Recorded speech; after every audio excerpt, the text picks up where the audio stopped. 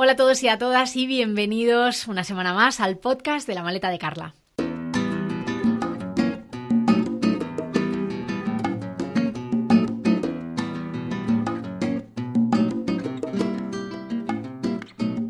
Se va acabando la segunda temporada del podcast, ya quedan solo unos cuantos episodios para finalizar y hoy quiero que toquemos un tema que también tocamos en el final de la primera temporada. Hoy quiero que vayamos al mar. Si no habéis escuchado aún la entrevista que le hice a la bióloga María Marcos, es el episodio 36, el último de la primera temporada, y os la recomiendo porque os permitirá entender mucho mejor por qué debemos proteger nuestros océanos. Algo de lo que también vamos a hablar hoy, pero desde otra perspectiva. Hoy vamos a hablar a bordo de un barco. En el episodio de hoy vamos a hablar de viajes largos, vamos a hablar de pesca, de aislamiento, de soledad, quizá, y también hablaremos de sostenibilidad, como no. Y es que hoy viajamos junto a Miguel, que es biólogo, oceanógrafo, viajero y autor del blog Mochilero en Ruta. Miguel, bienvenido. Bien, muchas gracias Carla por invitarme al podcast y aquí a contar un poco la experiencia. Qué guay, muchas gracias a ti por venirte, por sacar un ratito, que yo sé que estas semanas que acabas de volver de viaje estás liadillo y no paras de hacer cosas en Instagram, así que muchas gracias. Nada, a ti, un placer. Vamos a empezar. Yo a ti te conocí a finales de 2019, que habías justo arrancado un viaje sin billete de vuelta por el sudeste asiático, entonces quiero que para empezar pues nos hables un poco de ese viaje, con qué idea ibas, qué itinerario seguiste, sin entrar demasiado en detalle porque hablaremos en profundidad de este viaje en Patreon, pero cuéntanos un poco, ¿cómo fue ese viaje?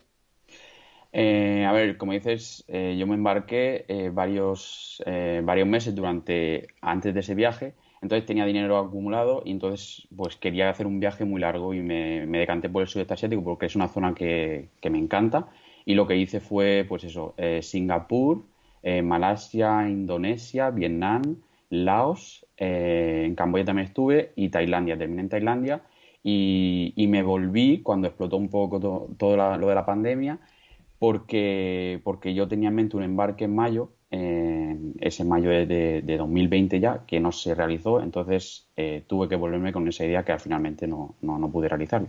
Te podías haber quedado en Tailandia, ahora hablaremos de los embarques, pero te podías haber quedado en Tailandia. ¿Viste la situación muy mal o te tiraba más el hecho de quizá poder tener ese trabajo en un embarque en mayo?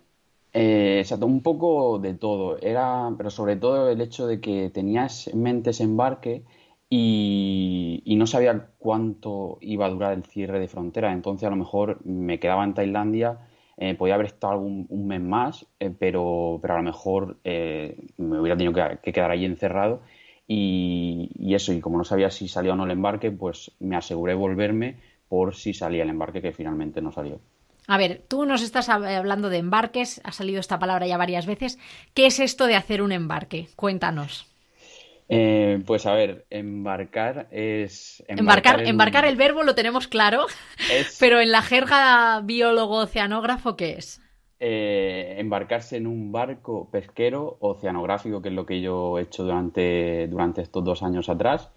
Y todo comenzó, pues, eso, yo estudié biología marina, como dices, y realicé unos cursos en Cartagena de formación básica de seguridad marítima y marino pescador que te permiten estar embarcado en un barco en alta mar. Y a partir de ahí, pues yo he hecho varios embarques para la obtención de datos y un poco, pues eso, para saber cómo están las pesquerías en el mar.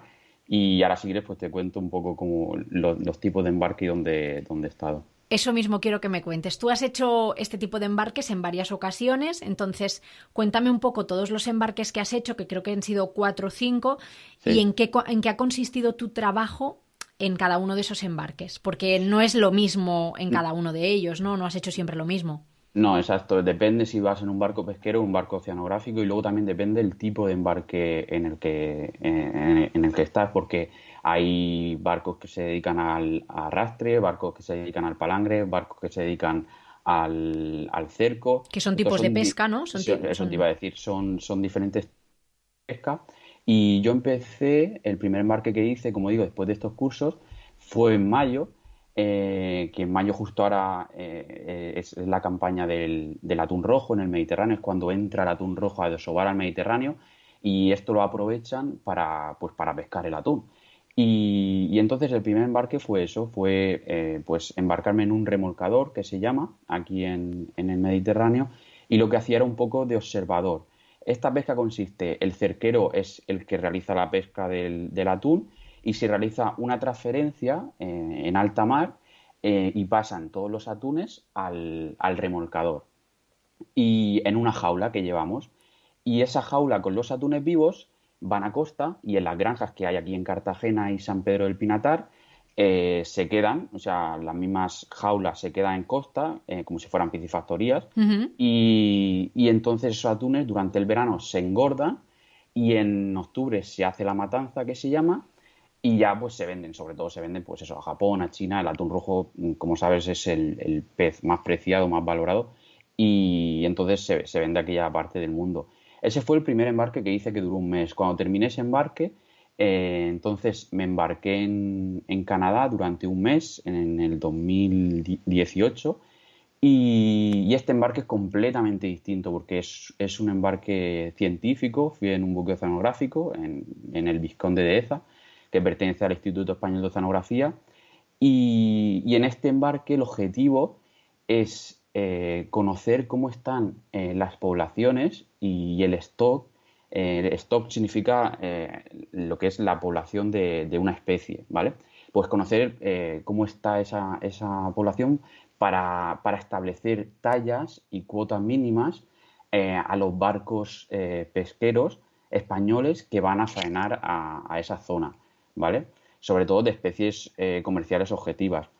Y ese es el objetivo de este embarque. Y aquí me embarqué este mes que digo del 2018, y en el 2019 volví y ya estuve toda la campaña, estuve 3 meses. O sea, porque el barco sale de Vigo, cruza todo el Atlántico norte, o sea, hace la expedición en aguas internacionales cercanas a Canadá, y ya vuelve a finales de agosto, otra vez después de 3 meses, a Vigo.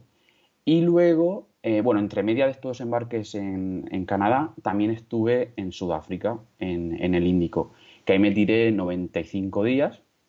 En el Índico ahí sí que no tenía internet ni nada, hablaba con mi familia pues 10 minutos los domingos por telefonía satélite, y ahí es otra pesca completamente distinta, porque ahí estuve en el palangre, como he dicho. En Canadá era el arrastre, y aquí es de palangre en Sudáfrica. Y este embarque también iba en un pesquero, no era barco oceanográfico, y era un pesquero. Y aquí era un poco, pescaban al tiburón y el pez espada, y eso también un poco obtener datos pues biológicos. Sobre todo lo que se obtiene son datos pues de peso, de talla, saber la madurez sexual, saber si es macho o hembra, un poco parámetros biológicos de las especies, y básicamente eso. Y ya el último que he hecho ha sido en otra pesca distinta también, que es el cerco, que lo he realizado ahora, acabo de llegar hace una semana y media, de Costa de Marfil. Sobre todo hemos estado por la parte del Ecuador, Atlántico Sur, tocando Atlántico Sur y Atlántico Norte, ahí un poco en el Ecuador.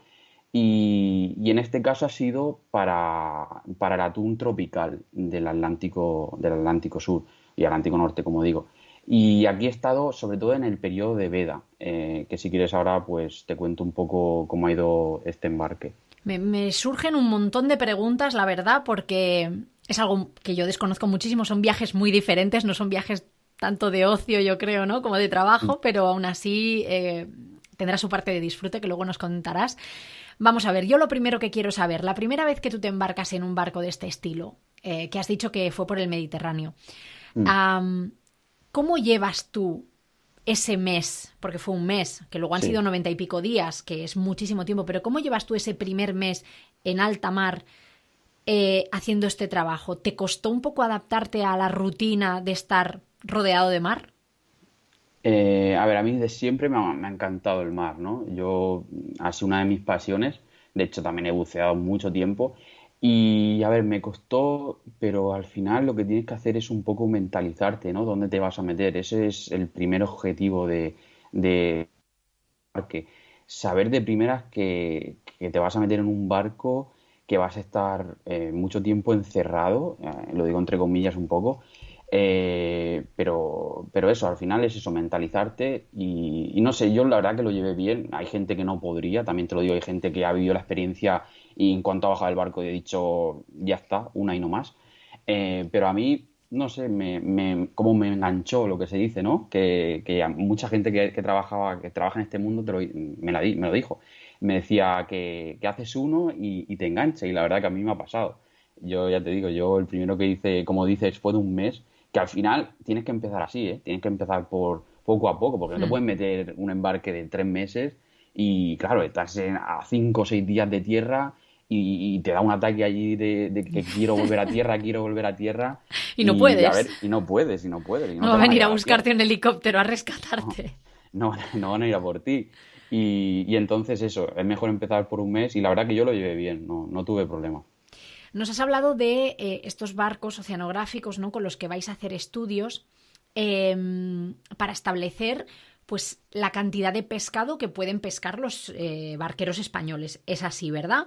Sí, exacto. Entonces, ¿cómo establecéis esa veda? ¿Cómo establecéis la cantidad de pescado que pueden pescar nuestros barcos? A ver, nosotros somos como el primer eslabón, ¿no? Al final nosotros somos los que tomamos muestras y estas muestras al final luego pasan en este caso el estudio se hace con el Instituto Español de Oceanografía de Vigo y ya es en Vigo, en tierra, cuando ya se tratan los datos, se analizan y son aquí ya cuando se toman las medidas y un poco también a nivel europeo, ¿vale? Porque esto luego se lleva a Europa, a la Comisión de Europa y ahí ya es cuando se reúnen todos los datos y ya se establecen las medidas. Entonces yo personalmente no te puedo decir cómo se hace porque al final nosotros somos lo que tomamos los datos.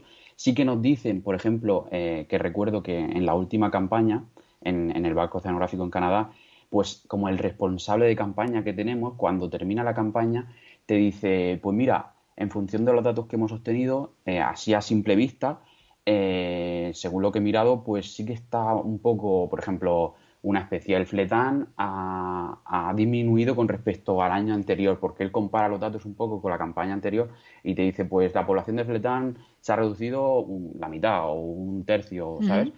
Pero claro, yo tampoco te puedo decir exactamente cómo establecen las medidas porque nosotros somos como los que recogemos los datos y esos datos ya pasan a, pues eso, a gente como Que de están, más, sí, digamos que sí, están... superiores, ¿sabes? Ujú. Y son los que los tratan. ¿Cómo recogéis los datos vosotros en el barco?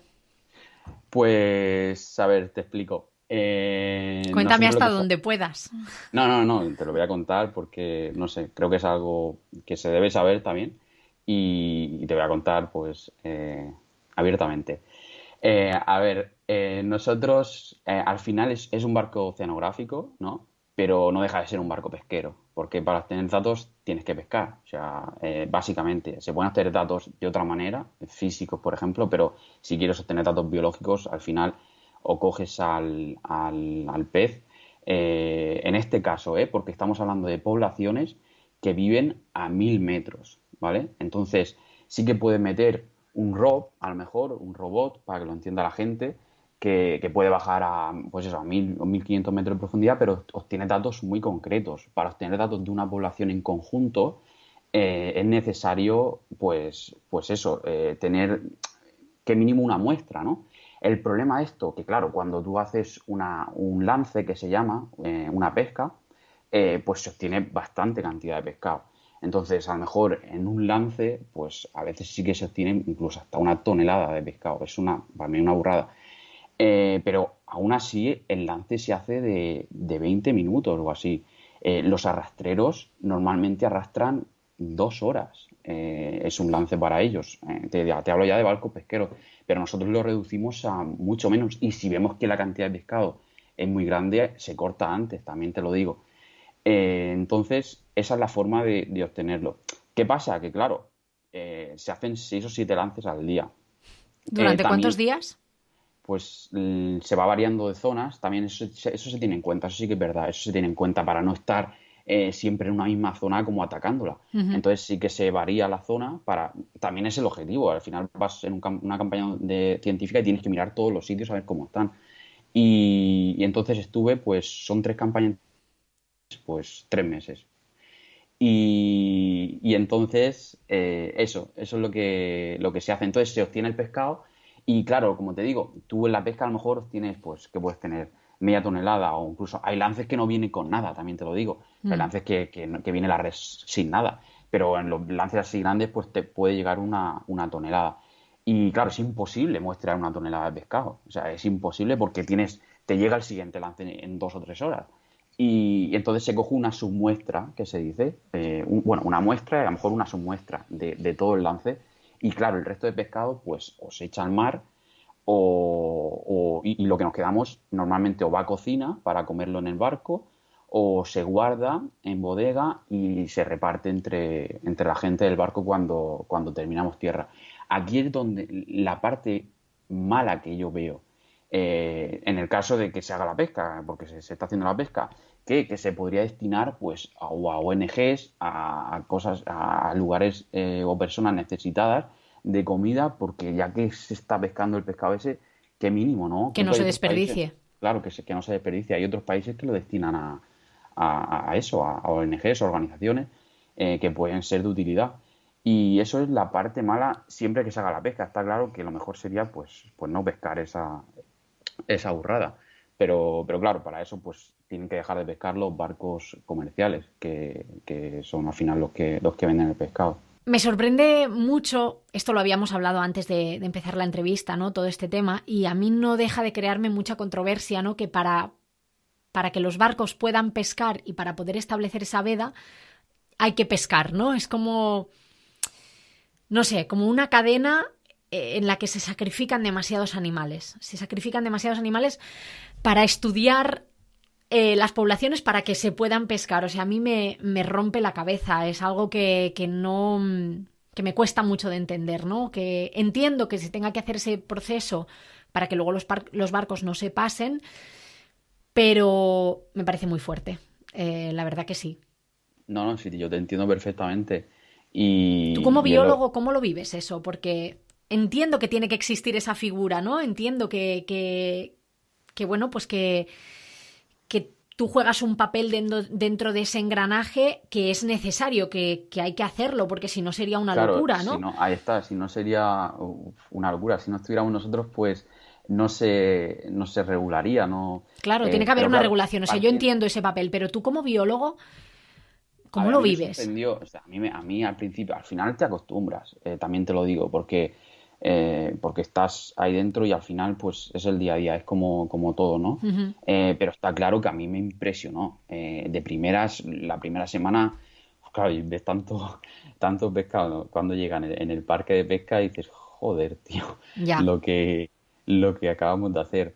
Pero claro, es lo que tú dices, al final si no se pesca, el primer objetivo sería dejar de pescar, ¿vale? Pero si se sigue pescando, pues tiene que haber una regulación para esa pesca.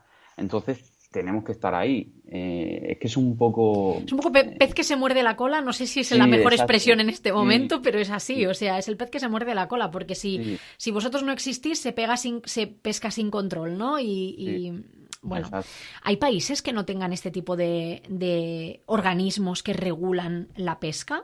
Porque vosotros lo hacéis para España y dices que los datos se exportan a Europa, pero hay países que... Bueno, estoy segura, ¿no? Porque sí, realmente estoy segura de que hay países que pescan un poco como les da la gana. Yo creo que sí.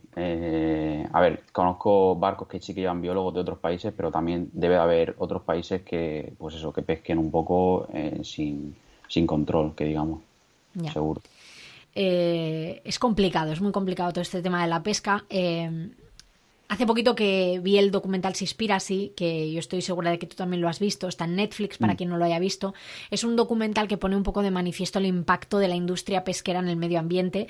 Ya os podéis hacer una idea de lo que estamos hablando, pues lo amplía un poco, ¿no? Este documental. Me gustaría que hablásemos de algunas de las cosas que cuenta este documental, que tú has experimentado también en estos embarques, porque creo que has podido ver ese impacto, ¿no?, que tiene la industria pesquera en primera persona. Lo primero que te quiero preguntar es, ¿qué te ha parecido el documental?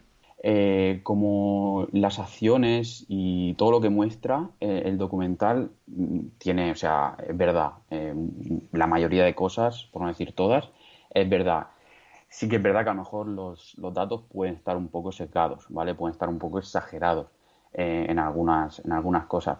Pero lo que muestra de acciones, de lo que se hace, eso yo creo que todo el documental, o prácticamente todo, es verdad.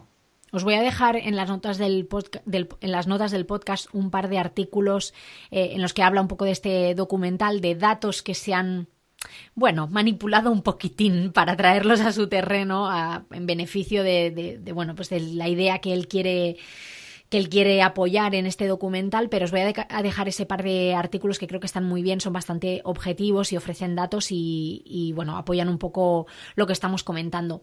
Cuando pescáis, yo me imagino también que otra de las consecuencias de la pesca, y que se ve, por ejemplo, también en el documental de Seaspiracy, es que aunque intentéis ir a por una especie, imagino que hay otras que se cuelan en las redes y que se pierden por el camino también.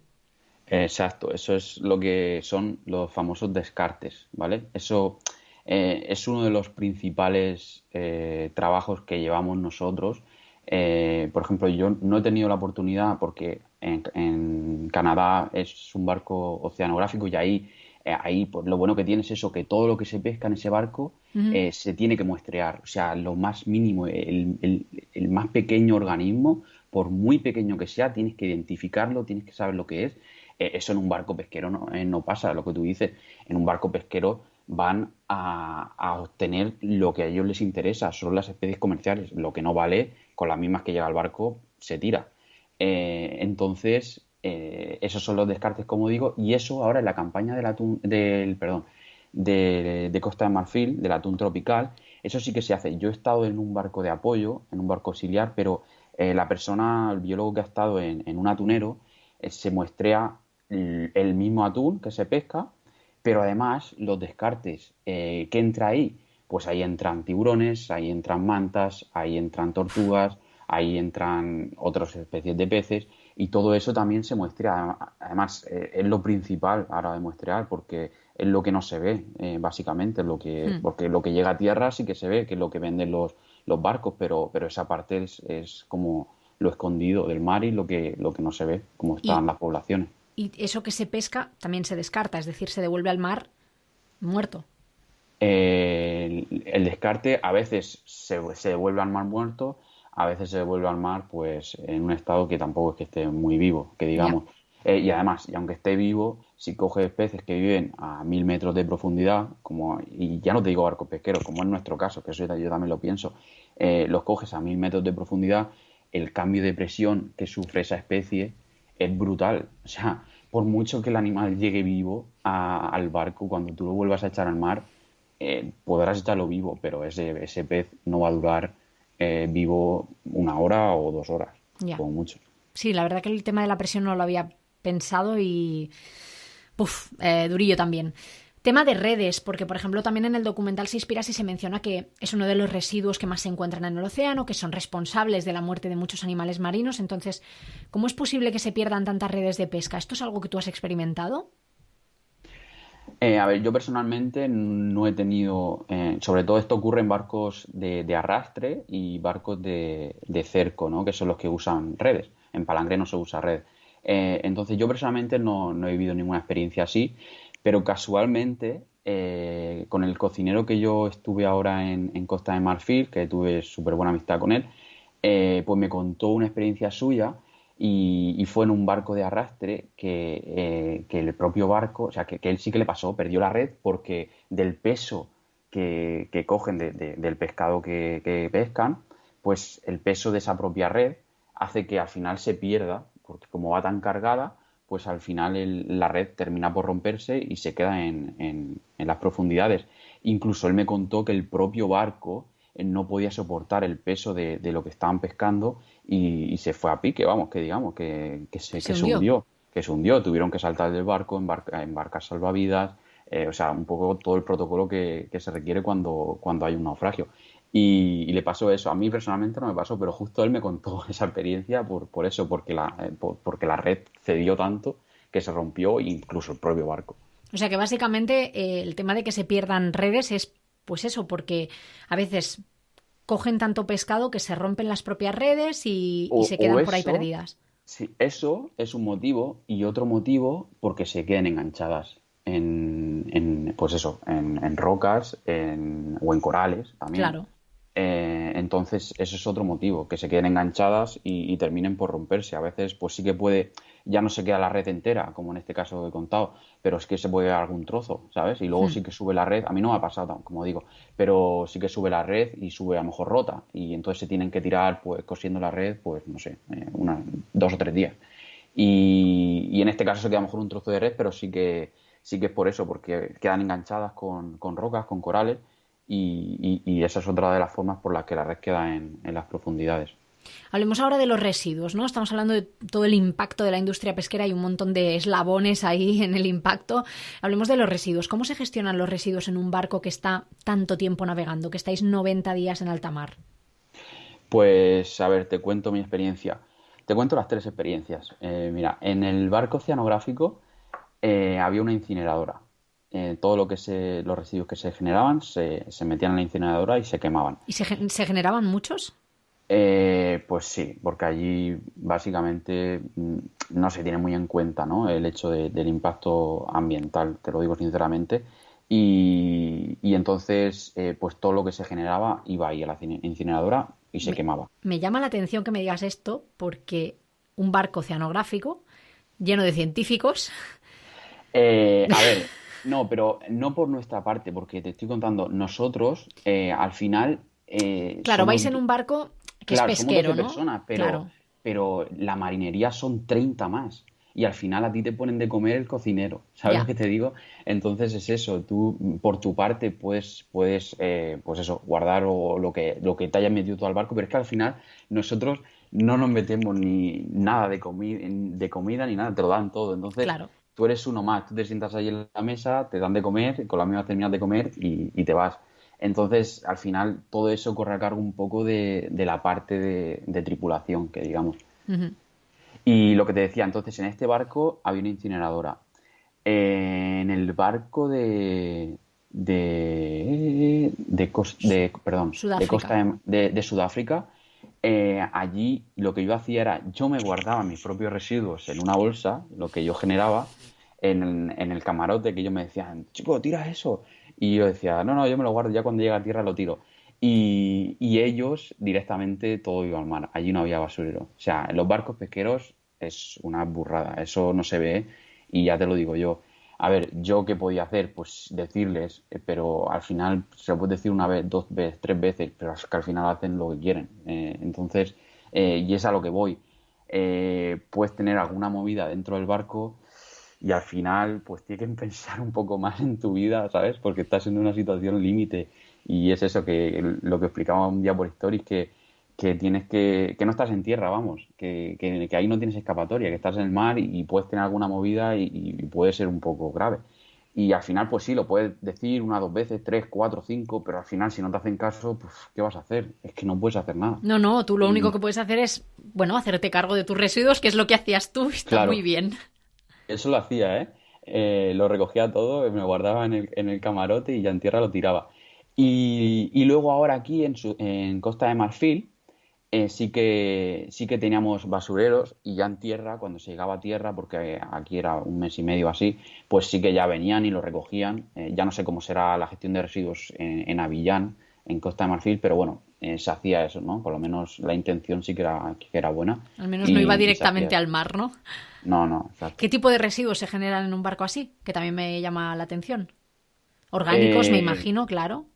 Sí, y a ver, un poco de todo, ¿eh? Como si estuvieras en casa, porque al final embarcas de todo, pues plásticos también, ya te Mm. digo, productos para limpiar, todo eso, Uf, botellas. madre mía. Claro, al final tú estás viviendo en un barco y embarcas de todo en este último caso, para 4 meses. O Claro, sea, un poco de todo. madre mía. Oye, hemos hablado del papel que desempeñas tú a bordo de esos barcos pues de estos barcos, ¿no? Del que estuviste en Sudáfrica, del que has estado ahora en Costa de Marfil, ya no hablo tanto del oceanográfico, sino de los barcos en los que tú vas un poco como a controlar que se cumplan las normas. ¿Qué normas son esas? A ver, por ejemplo, en en el embarque del Mediterráneo yo tenía que ver que toda la transferencia de atunes, de lo que he explicado antes, del cerquero al remolcador, se llevara a cabo, ¿vale? Para que todo como que se siga la cadena del atún y no se quede ningún atún pues para que puede ser, por ejemplo, vendido por bajo manga o cosas Ujú. así, porque es muy preciado, como he dicho antes. Entonces tenía que controlar un poco esa transferencia. A mí me pasaba en el vídeo, yo tenía que mirar el vídeo y contar un poco que la cantidad de atunes que pasaban y que todos pasaran. Eso en ese embarque. Y luego ahí iba de observador, entonces sí que tenía un poco que controlar. En el barco pesquero de Sudáfrica iba de biólogo y ahí lo que hacía era simplemente tomar datos. Tú tomas datos, recoges datos, entonces no estás un poco de observador o de policía, como Ya. podrían llamarle. Eh, entonces ahí, pero sí que es verdad que yo pues intentaba apuntar también cosas que veía, porque ahí pues también se matan mucho tiburón, que sí que está dentro de la legalidad, porque el tiburón que ellos venden es legal, ¿no? Lo puedo decir, el tiburón azul, en aguas internacionales estoy hablando, Ujú. el tiburón azul, Prionacea glauca, que se llama en latín, la tintorera, y en este caso este tiburón era el que podían coger, pero aparte también en el anzuelo quedaban enganchados otros tiburones. ¿Y qué hacían? Pues lo que hacían era, si llegaba vivo lo soltaban, pero si llegaba muerto lo cortaban y lo utilizaban para carnada. Entonces todo eso pues también lo apuntaba y lo decía en el oceanógrafo, pero claro, luego yo puedo decir mucho, porque soy el primer eslabón, pero luego eso que se llegue a tener en cuenta, que no se llegue a tener en cuenta, yo eso ya no tengo ni idea. Ya. Y nada, eso, y en Costa de Marfil un poco lo que hacía era, ahí te puedo explicar un poco el tema de la veda, que creo que es bastante interesante. Ujú.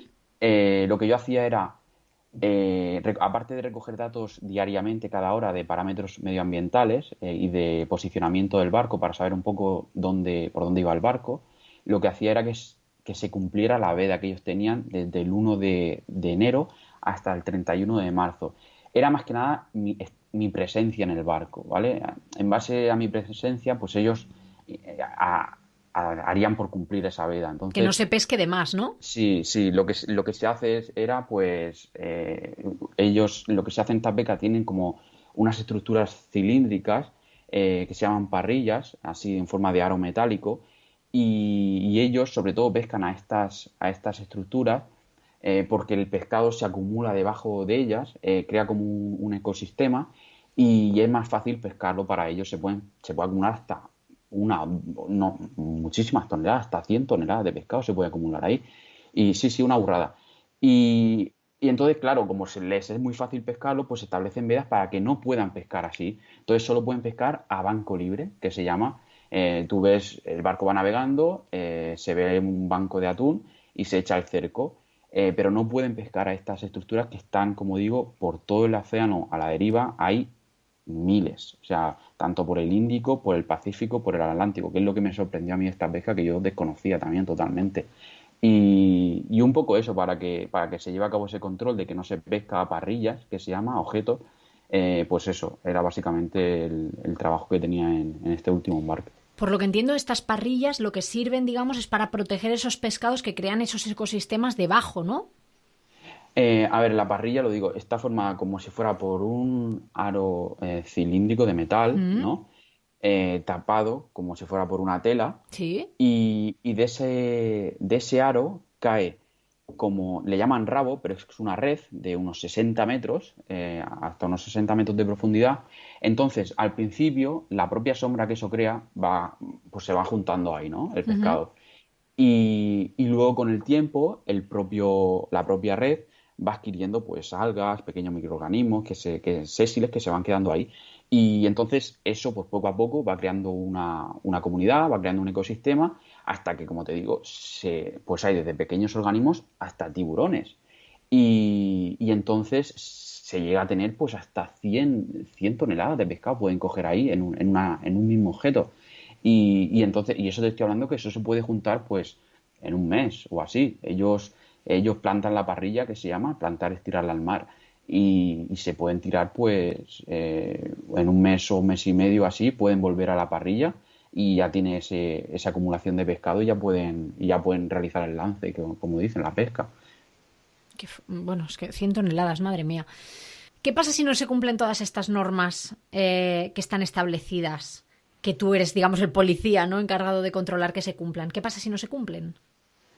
A ver, Tú pues tienes, digamos, tú tienes algún poder como... yo en el barco es lo que te digo, yo en el barco simplemente estoy para informar, o sea, Ya, yo lo que hago es recoger datos, al final estoy de observador, no estoy de... Sí, te he dicho policía, pero al final no soy una autoridad, ya. que digamos, soy un policía para ellos, como ellos nos dicen, Ujú. pero en realidad yo estoy de observador, simplemente observo, apunto lo que tenga que apuntar y ya luego, como te he dicho antes, yo paso esos datos a personas Que están por encima, ¿no? que están por Digamos. encima, exacto. Entonces ya ellos pues lo que tengan que hacer, pero pues, supongo que multas o alguna medida. Pero eso no te lo puedo decir ciertamente porque no lo sé. ¿Y tú alguna vez has sentido que eras un poco, pues, un estorbo para la tripulación o alguna vez te han intentado sobornar para que hicieras la vista gorda, pues, ante algo que se saltaba las normas? No, sinceramente no. Yo no he tenido, o sea, ese encuentro con ellos así, pero me refiero a la hora de soborno, ¿eh? Ujú. Yo no he sido sobornado, pero sí que en algún barco pues sí que me he sentido un poco como desplazado, ¿no? Por ejemplo, en este primer embarque yo tuvieron cambio de tripulación, ¿no? Yo estuve 20 días con una primera tripulación y luego con otra tripulación. Y con la segunda me he llevado súper bien, o sea, súper majos, pero con la primera, la parte de oficiales, porque la marinería son geniales siempre, o sea, te tratan súper bien, pero con los oficiales, pues con uno de ellos, con el patrón, que es como el cabecilla, ¿no? En esta pesca, pues sí que tuvo un poco, a ver, no mal rollo, porque yo soy una persona que intento llevarme siempre bien con la gente y tranquila, pero eso, como él, como el biólogo, no sé qué, no sé cuánto, ¿sabes? Luego a la hora de comer, pues no me daba rollo en las conversaciones, eso, como me tenía un poco apartado, subía a puente, por ejemplo, y igual yo intentaba establecer un poco de conversación y él pues lo mínimo, lo justo, lo necesario, y yo claro, al final pues dejé de subir a puente, ya subía, cogía el dato de cada hora y con la misma me iba. No Y, y en, fluía la y- cosa. no, y en comer igual, lo mismo. Bueno, ahora sí, vamos a hablar un poquito del tema viaje, ¿no? Ya lo que es viajar en un barco de este estilo, porque al final, oye, no deja de ser que estás en un barco recorriendo mar y océano, aunque no vayas a un destino concreto, ¿no? Háblame un poco de la vida a bordo. ¿Cómo es un día a día en un embarque como el último que has hecho? A ver, en este último embarque en Costa de Marfil, mi trabajo consistía de sol a sol, que se dice, ¿no? Entonces, ellos empezaban a buscar atún a las 6 de la mañana Ujú. y terminaban cuando se iba el sol a las 6 de la tarde. Y entonces, sí, yo me tenía que levantar a las 6 de la mañana y empezar a tomar datos. Entonces, yo me levantaba, cogía los datos y luego, pues, desayunaba como puedes hacer en casa, y luego hacía algo de deporte también, siempre que el balance lo permitía, o sea, teníamos ahí un sitio, un espacio con, pues eso, con algunas mancuernas, en plan algunas sentadillas, un ¡Qué poco bueno! para moverse sí, sí, por la mañana. Y luego también me ponía un poco con el ordenador, un poco, pues eso, a escribir, ya que tenía internet lo aprovechaba. Y llegaba la hora de comer, porque en los barcos se suele comer pronto, a las 12 11 y media se suele comer, va un poco en función del trabajo y de las horas de luz. Y entonces eso, luego me echaba un poco la siesta, luego pues eso, seguía cogiendo datos, subía a puente, cada hora tenía que estar subiendo a puente y luego por la tarde a lo mejor subía, estaba un rato con la gente en el puente, con el patrón, con el capitán, charlando, llegaba la hora de cenar, que como te digo pronto, a las 6 o 7 ya se cenaba, y luego por la noche hablaba con mis padres una hora, venía el cocinero todas las noches a mi camarote y charlábamos con Omar. Y eso, me tiraba una hora charlando con él en el camarote, alguna serie o alguna peli y a dormir y al día siguiente. Al final, como siempre digo, es coger una rutina. Tú coges una rutina en un barco y las horas van pasando. Entonces, esa es para mí la clave de No me parece embarcar. una mala vida, te digo, ¿eh? O No, no, sea, no, quiero no. decir, me levanto, bueno, tomo datos, desayuno, Sí, hago sí. un poquito de deporte, luego veo una serie, luego escribo un artículo. Bueno, no me parece mal. Pero estoy pensando, aquí tenías internet, pero, por ejemplo, cuando estuviste en Sudáfrica dices que no tuviste. ¿Qué hacías todo el día? O sea, porque vale, puedes Ay, hacer deporte, puedes darte un paseo por cubierta, pero chico, las horas, o sea, el día tiene muchas horas. ¿Qué hacías? ahí sí, sí, ahí estaba el problema, que digamos. Pero a ver, es como todo, al final de Bueno, acostumbrarte. te Entonces lees lo que un hace, libro, quiero decir. Hace años eh, no teníamos internet y nos entreteníamos. no, pero ahí lo bueno que tenía es que ahí sí que trabajaba muestreando. Mm. Entonces me tiraba toda la mañana, básicamente, porque ahí era el palangre, desde que se recogía el pescado, que era a las 6 de la mañana, a las 7 hasta las 3 de la tarde, 4. Tenía que estar en el parque de pesca por si venía algún pez y tenía que muestrear. Entonces estaba ocupado toda esa parte. Entonces luego, pues lo mismo, cenaba pronto. Y lo que sí que hacía mucho en ese embarque, que era lo que tú dices, al no tener internet y eso, me iba siempre a proa, me ponía los cascos de música y Con me el sentaba. Discman, ¿no? Te ponías un Sí. Discman. No, lo que hacía era me llevaba el móvil cargado de música Bueno, y guay.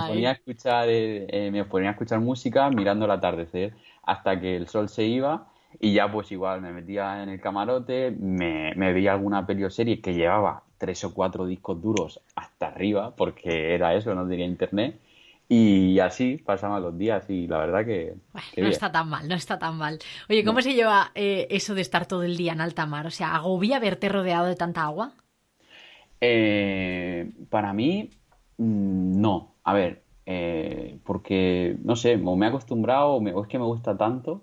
El mar es una de mis pasiones y la verdad que no me agobia, no es una cosa que, no sé, que te dé ahí un poco de, no sé, o que pienses que es peligroso, ¿no? Porque mucha gente me dice, joder, es que estás ahí en mitad del océano, si pasa algo, ¿qué? No tienes escapatoria.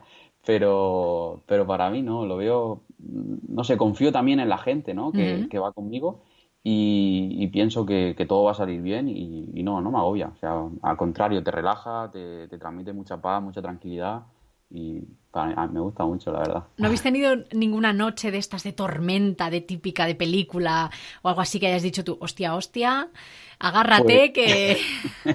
pues a ver, en Sudáfrica la primera semana sí que fue un poco movidita, que digamos. Iba por el barco dándome leche por todos los lados y, y saliéndome. Y yo digo, al final me salían morados y digo, madre mía, yo pensando, Miguel, como sea esto así, los 3 meses de embarque me puedo morir. Ya ves. Pero no, luego el tiempo se calmó porque en el Índico es un poco así más revoltoso. Pero eso ha sido lo único que haya tenido, porque en realidad no son barques a mares fuertes, ¿sabes? Ujú. De oleaje, que son más en el norte. En realidad el embarque que he hecho ahora en Costa de Marfil es súper tranquilo el mar, que es una de las cosas buenas por ir allí, o sea, que me llamó la atención. Pero así mala, lo que te digo de Sudáfrica y en Canadá también puede pensar la gente que son mares así más chungos, ¿no? Que digamos más fuertes con más oleaje, pero tampoco he tenido mala mar, porque al ir en verano el mar es bueno, salvo algún día a lo mejor, pero no lo recuerdo así como muy malo. Oye, ¿qué tal la relación con los compañeros, con la tripulación? Bueno, ya has dicho que Omar ahí súper Sí, majo, una amistad súper muy majo. guay. Sí, Qué tal en esta? Porque es que, a ver, son 3 meses en algunos de estos embarques, entonces la convivencia tiene que ser, bueno, tiene que haber comunicación, porque si no, sí, sí, a ver, es lo que tú dices, es mucho tiempo en un barco y al final en un barco pesquero es lo que yo digo, eres tú la persona que entra a ese barco, porque ellos están conviviendo mucho tiempo, es como una familia ya creada. En Costa de Marfil se tiran de 12 meses que tiene el año, se tiran 8 meses embarcado, hacen 4 y 4. Sí, ellos se turnan, cuatro en mar, 4 en casa, 4 en mar. Entonces, algún año te toca 8 meses. Y al final es como una familia que ellos crean y eres tú la persona extranjera o no sé cómo decirlo, o de fuera, que entra ahí, ¿no? hmm, Y entonces, eso eres, yo, al ser, como te digo, una persona que intento llevarme bien con todo el mundo, calmada y eso, pues me adapto un poco a lo que te vas a encontrar dentro de ese barco. Y tiene que ser buena. Al final se tiene que crear un ambiente de comunidad, de compartir todo, pues eso, porque si no es que, pues, vamos, lo puedes pasar realmente mal ya. dentro de un barco tanto tiempo si te llevas mal con la gente. No, y además es una suerte también que hayas hecho pues amigos de verdad, porque más allá de ver una serie o de escribir un artículo, pues puedes tener esas conversaciones y estar Sí, más por entretenido. supuesto. Es mucho más gratificante. Y también has tenido oportunidad de ver vida marina, más allá de todo el tema de la pesca, dejándolo a un lado, has podido ver animales en el mar. Sí, sí, a ver, eso es la suerte que tengo también, que pues que tengo la posibilidad de ver animales en total libertad y eso es una pasada. O sea, por ejemplo, en el embarque de Canadá, en el último que hice, en un mismo embarque, en un mismo mes, tuve la posibilidad de ver ballenas yubartas saltando, que tengo una foto en mi Instagram por si la gente la quiere ver. Luego también he tenido la posibilidad de ver orcas en ese mismo embarque. Fue de un día ver las ballenas yugartas saltando, a los 2 o 3 días ver las orcas y dices, madre mía. Y ahora en el último embarque, igual, he tenido la suerte de ver que no lo había visto aún el tiburón ballena, vimos una cría en total libertad que se acercó al barco y bueno, y ya pues delfines, cachalotes, tortugas, más habitual que digamos, pero así a destacar las yugartas saltando de Canadá y las orcas y el tiburón ballena de ahora. Qué guay.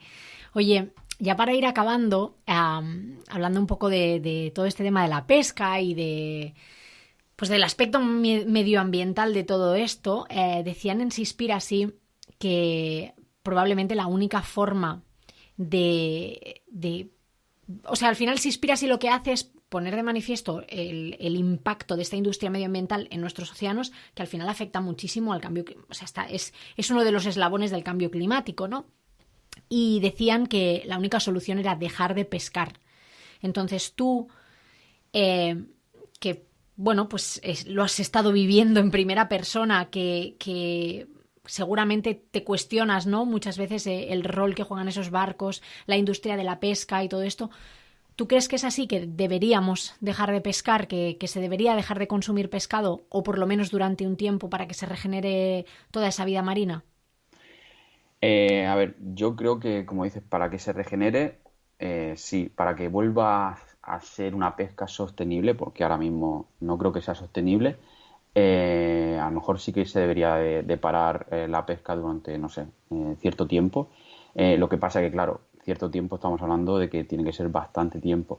Entonces, claro, para la industria pesquera, como tú dices, no sé si estarían por la labor de eso, creo que no. Pero bueno, sí, dándote mi opinión, creo que sí que se debería pescar por lo que yo he visto, básicamente, y ya volver a pescar de una forma sostenible, porque ahora mismo no se está haciendo de forma sostenible. Me imagino. Oye, ¿con qué te quedas de estas experiencias de los embarques? ¿Qué es lo que te llevas? ¿Qué es lo que más te gusta? ¿Por qué Pues repites al final? sí, al final, no sé, es lo que te digo, es una cosa diferente, me gusta mucho también la aventura y sobre todo la gente que conoces, porque la comunidad que se crea dentro de los barcos es lo que tú decías antes, te llevas amigos y por supuesto, tanto en el barco oceanográfico, con los biólogos de allí, luego me fui con 2 chicas, 2 amigas a hacer el viaje por el sudeste, durante los primeros meses estuvieron acompañándome. Y luego también en este último barco, por ejemplo, Omar, que tengo una relación súper buena con él, en el barco de Sudáfrica también con gente de Indonesia.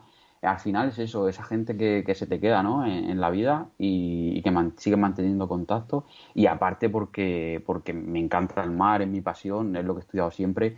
Y qué mejor, ¿no? Trabajar de algo pues de algo que te gusta, para lo que siempre has soñado, ¿no? Total. Y al final es un poco todo el conjunto, que Qué digamos. bueno.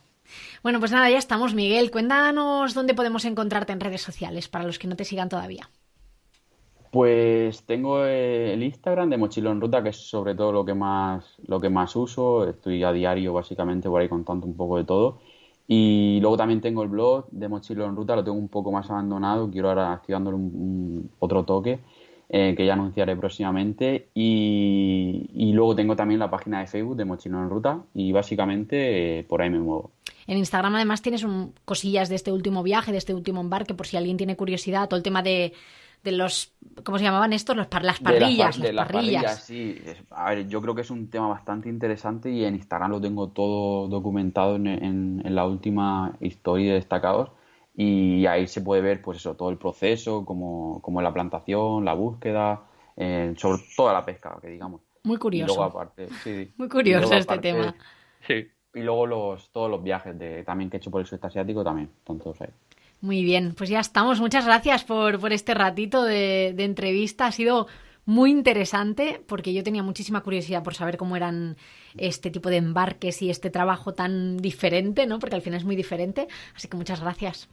Nada, a ti, Carla, un placer por estar aquí y nada, muchas gracias. Si os habéis quedado con ganas de saber más, en Patreon podéis encontrar la versión extendida de este podcast en la que vamos a hablar de ese viaje con billete de solo ida que hizo Miguel el año pasado y que se vio interrumpido por la pandemia. Por si es la primera vez que escuchas hablar de Patreon, es una plataforma de apoyo a creadores de contenido y puedes acceder en patreon.com/La Maleta de Carla. Ahí escucharás pues la versión extendida del podcast, puedes ver vídeos exclusivos que solo subo por allí. Y otro contenido, pues eso, que publico de forma exclusiva en Patreon. Otra forma de apoyar este podcast es pues compartiéndolo, dejando un comentario desde la plataforma desde la que lo estás escuchando y suscribiéndote para no perderte ningún episodio. Y ahora sí, ya me despido. Hasta la próxima. Chao.